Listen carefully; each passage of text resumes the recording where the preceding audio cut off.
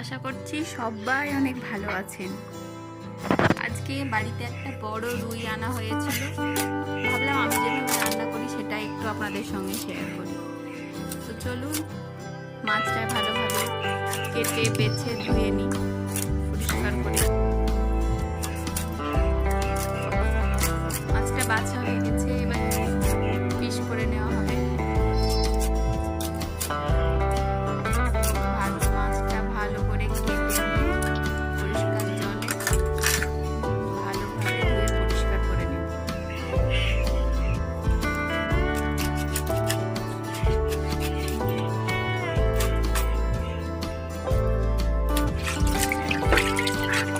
জলে অনেকটা জল নিয়ে খুব ভালোভাবে মাছগুলো ধুয়ে নিয়েছি। এবার ওর মধ্যে লবণ ভালো করে মাখিয়ে নিয়েছি। এবার কড়াইয়ে তেল গরম করে, তেলটা গরম হয়ে গেলে একে একে সব মাছগুলো ভেজে নেব। তেল গরম হয়ে গেছে, এবার একে একে মাছগুলো দিয়ে দেব। এভাবে খুন্তির সাহায্যে কড়াইয়ে মাছ দিলে মাছের তেলটা ছিটকে যায় না, গায়ে লাগার সম্ভাবনা থাকে না। একে একে মাছগুলো দিয়ে উল্টে ভেজে নেব।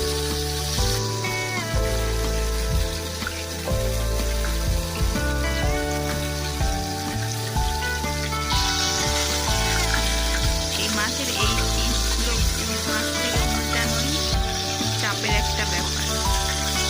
তো সাবধানে করতে হয়, ভেঙে যায়, না হয় গায়ে তেল পড়ে যায়। যাই হোক, মাছগুলো উল্টে আবার এই পিঠে ভালোভাবে ভেজে নেব।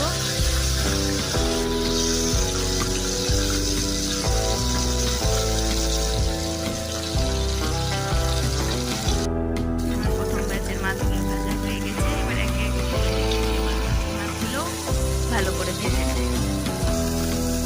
মাছ ভাজা হয়ে গেছে, কড়াইয়ে তেল নিয়ে নিয়েছি। নিয়েছি আমি সরষের তেল। এবার সঙ্গে ফোড়নে দিয়েছি তেজপাতা ও শুকনো লঙ্কা। এবার তাদের মধ্যে দিয়ে দেবো পেঁয়াজ বাটা। পেঁয়াজ বাটাটা একটু ভাজা ভাজা হয়ে গেলে ওর মধ্যে দিয়ে দেবো আদা রসুন বাটা।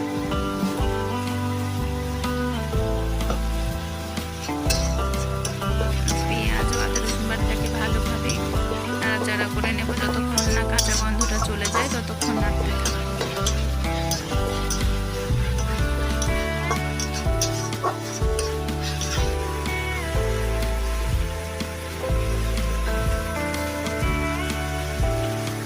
ভালোভাবে না কষালে আদা রসুন পেঁয়াজের যে একটা কাঁচা গন্ধ সেটা থেকে যায়।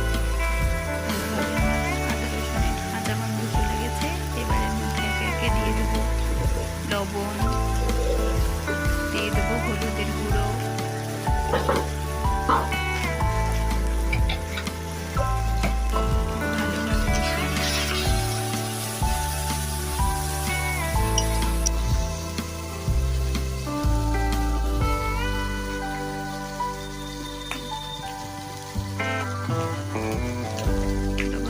ভালোভাবে মিশে গেলে এবার দিয়ে দেব লঙ্কা গুঁড়ো।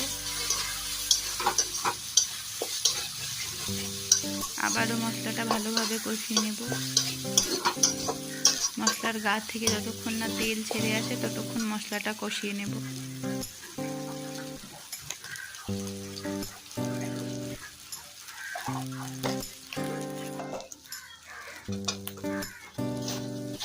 এবার এর মধ্যে দিয়ে দেবো বাড়ির তৈরি একটা গুঁড়ো মশলা। আমার মনে হচ্ছিল একটু হলুদটা কম হয়েছে, তাই আরেকটু হলুদ দিয়ে দিলাম 3 টুকরো মতো টমেটো, স্বাদটা ভালো হওয়ার জন্য।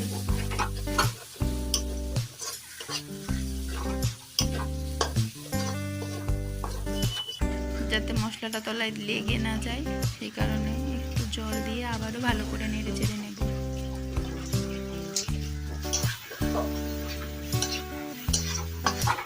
টমেটোটাও গলে গেছে, এবার দিয়ে দেবো সেই বাড়ির তৈরি ভাজা মশলাটা।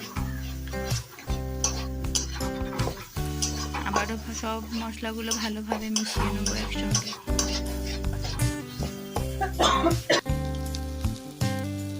টমেটোগুলোও প্রায় গলে গেছে ভালোভাবে।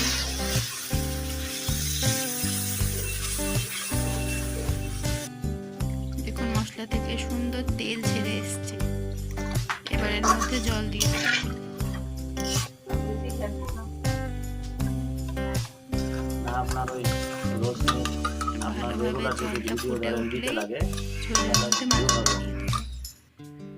কিছুক্ষণের জন্য জলটা ফুটতে দিয়েছি, ভালোভাবে জল ফুটে গেছে। এর মধ্যে দিয়ে দিলাম একটু ফ্যাটানো টক দই, সেটা একটু ভালোভাবে মিশিয়ে নেব। এটা আমার এক্সপেরিমেন্ট, আপনারা চাইলে টক দইটা স্কিপ করতে পারেন, নাও দিতে পারেন। যেহেতু টক দই দিয়েছি সেহেতু স্বাদটা ব্যালেন্স করার জন্য দিয়ে দিয়েছি একটু চিনি, সামান্য পরিমাণে একটু গরম মশলা।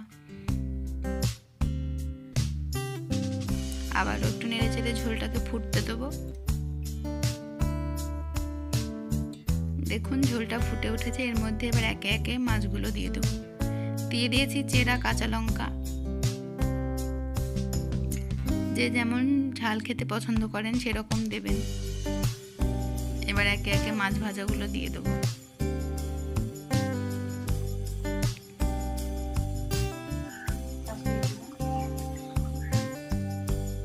ভাজা মাছগুলো দিয়ে দেওয়ার পর আর বেশিক্ষণ লাগবে না, একটু ফুটে উঠলেই নামিয়ে নেব। দেখুন সুন্দরভাবে ফুটে উঠেছে, মাছগুলো সব সেদ্ধ হয়ে গেছে। এবার একটা পাত্রে ঢেলে নেব।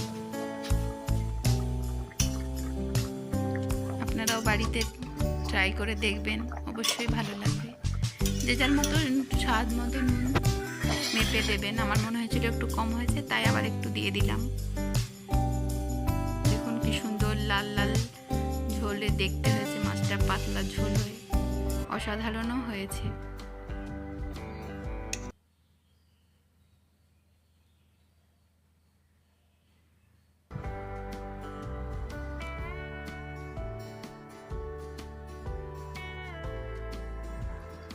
খুব সুন্দর পরিবেশন রান্না করেছি,